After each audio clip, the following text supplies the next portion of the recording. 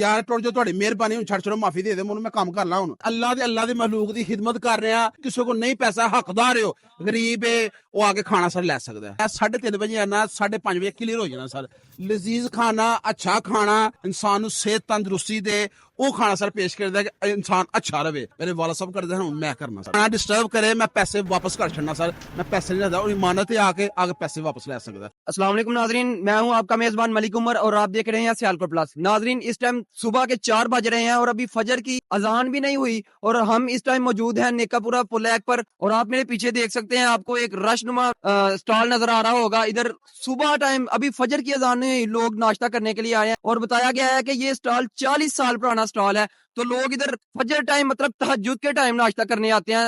हत्ता के होता ये है कि नाश्ता फजर के बाद सारे सियालकोट में जो आम तौर पर मिलता है, लेकिन इस टाइम हम मौजूद हैं एक ऐसे स्टॉल पर जहां सुबह 4 बजे से लेकर 6 बजे तक नाश्ता मिलता है आपको।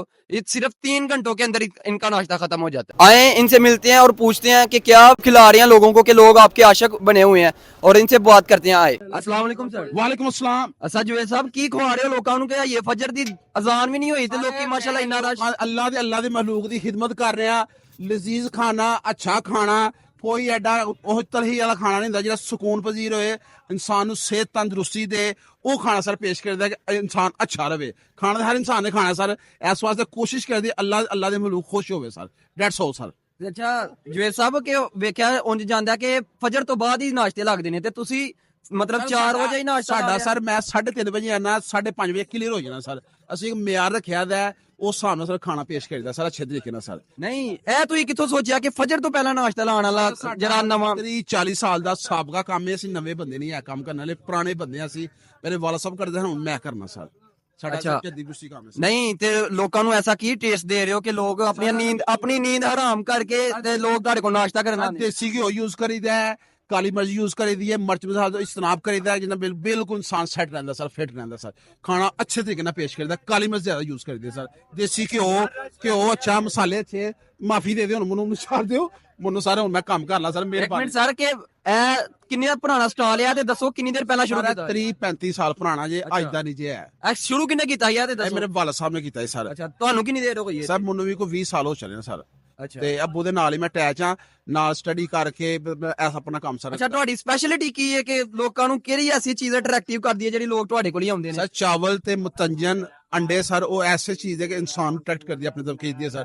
बिल्कुल लजीज खाना होता है, इंसान रिलैक्स करता है सर। सो के उठे बिल्कुल डिस्टर्ब नहीं होएगा मतलब घर वाला मजा दे रहे हो। घर वाला फर्ज करो कि सर नहीं डिस्टर्ब होता है मैं पैसे वापस कर छड़ना सर। नेक्स्ट आके अगले दिन उस तो अगले दिन हफ्ते बाद ਤੁਹਾਡੇ ਪੈਸੇ ਵਾਪਸ ਲੈ ਲਓ ਤੁਸੀਂ। ਅੱਛਾ ਤੇ ਟਾਈਮਿੰਗ ਕੀ ਹੈ ਤੁਹਾਡੀ? ਸਰ 3:30 ਤੋਂ ਲੈ ਕੇ 5:30 ਵਜੇ ਤੱਕ। ਮੈਂ ਤੇ ਇੱਥੇ ਭਾਈਆਂ ਕੋ ਸੁਣਿਆ ਕਹਿੰਦੇ ਪਿਆ ਅਗਰ ਤੁਸੀਂ 5-6 ਵਜੇ ਤੋਂ ਬਾਅਦ ਆਉਂਦੇ ਹੋ ਤੇ ਤੁਹਾਨੂੰ ਨਾਸ਼ਤਾ ਨਹੀਂ ਮਿਲੇਗਾ। ਬਿਲਕੁਲ ਸਰ ਇਹ ਗੱਲ ਸੱਚ ਹੈ। 5:30 ਵਜੇ ਤੋਂ ਬਾਅਦ ਨਾਸ਼ਤਾ ਨਹੀਂ ਮਿਲਣਾ, ਖਤਮ ਹੋ ਜਾਂਦਾ ਸਰ। ਕੀ ਮਤਲਬ ਲੈ ਕੇ ਥੋੜਾ ਆਉਂਦੇ ਹੋ ਜਾਂ ਵਿਕਦਾ ਹੀ ਬੜੀ ਸਪੀਡ ਨਾਲ? ਆਪਣਾ ਸਰ ਮਿਆਰ ਹੈ ਸਰ, ਵਿਕਦਾ ਹਿਸਾਬ ਨੇ ਮਿਆਰ ਦੇ ਹਿਸਾਬ ਨਾਲ ਮਿਆਰ ਨਹੀਂ ਸੁੱਟਣਾ, ਬਿਲਕੁਲ ਅੱਛੇ ਤਰੀਕੇ ਨਾਲ ਖਾਣਾ ਪੇਸ਼ ਕਰਨਾ ਉਸ ਹਿਸਾਬ ਨਾਲ ਸਰ ਖਾਣਾ ਤਿਆਰ ਕਰੀਦਾ।